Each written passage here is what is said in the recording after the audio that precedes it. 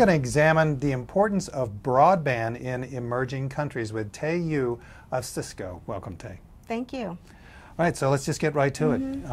Why is broadband really important for emerging economies? I thought the important things were food and health. Well, they're all interrelated, and I think broadband is absolutely crucial. There's a component around the development and prosperity of a country that broadband can positively impact, but it also has very dramatic impact on human beings. So I want to talk a little bit about that.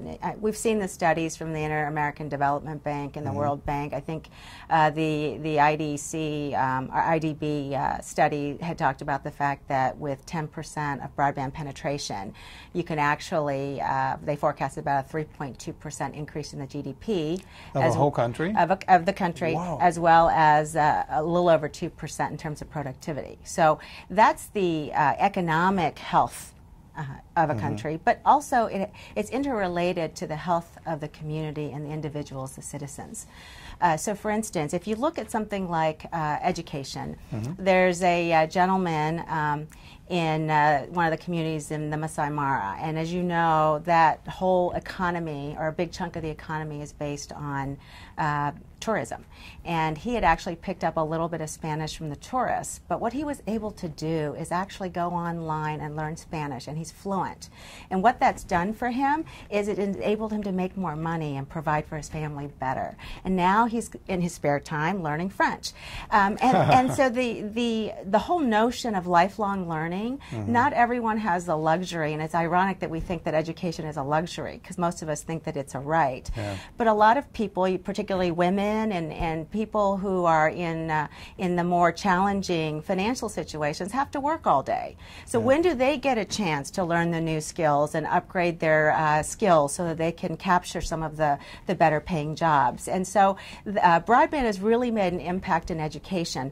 It also has impact in health, and I think you might be familiar that the UN Broadband Commission met earlier this week, and Jeffrey Sachs got up and talked about the fact that in the case of malaria alone, if it's diagnosed within 24 hours, you could actually save about 500,000 lives a year, and that's just with malaria. And that's through having broadband access. So you could actually, traditionally you'd have to, they'd have to wait and send the samples out, and you get tested, and they come back and tell you whether they have it or not. And that time is of the essence when it comes to things of that nature. So healthcare is really, really vital.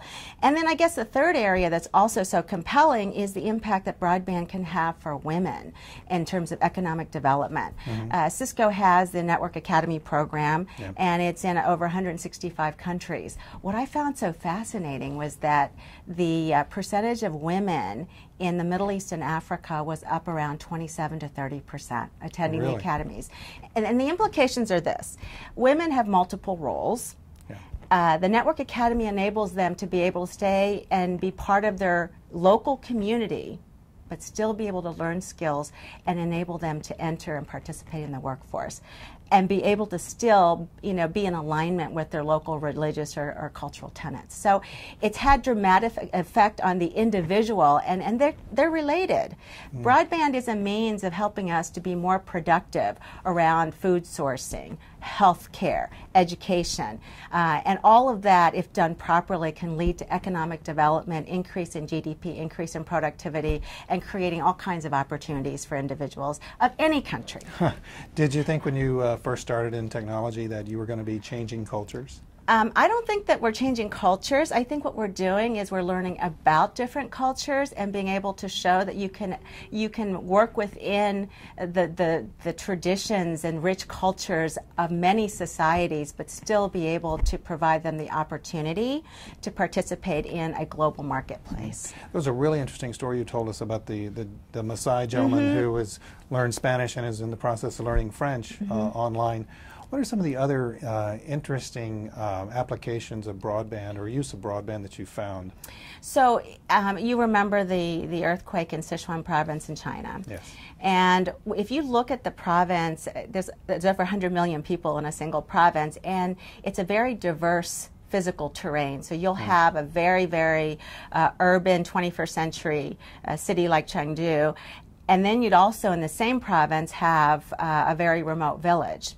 And when you think about certain times of the year when the road might be washed out, you have pregnant women who would maybe have to go and get an ultrasound. And, if physical transportation becomes challenging, the fact that you could actually do telehealth and enable people to get some of the basic things diagnosed without necessarily having to travel for multiple hours or without having to have challenges around physical, the physical terrain, that could have dramatic impact on the health of a woman, her child, her family, the whole community. How close are we to being able to have a doctor on site in a remote area, wherever it is, and then a team of doctors in a developed country consulting at the same time? Well, it's actually happening now. Now, one of the things that you're seeing in Jordan is that you have a lot of the specialists in Amman, which is the city, and then you have remote sites like in Al-Mafraq, which is in the north of the country. And the fact that you could actually have 2 clinicians on 2 remote locations. It doesn't have to be in a single country. It could be in multiple countries. And using the telehealth units, be able to consult with each other about their respective patients. And the specialist can actually see more, do more consultations with their peers, in fact, without having to travel. As you travel around the world, is the development of broadband being driven by the private sector or the government sector or both? Well, this is the opportunity because, as I said earlier, I think broadband is critical in the development of a country and its citizens. And if you look at one of the most important things they can do is, as a government, have a strategy, a broadband strategy.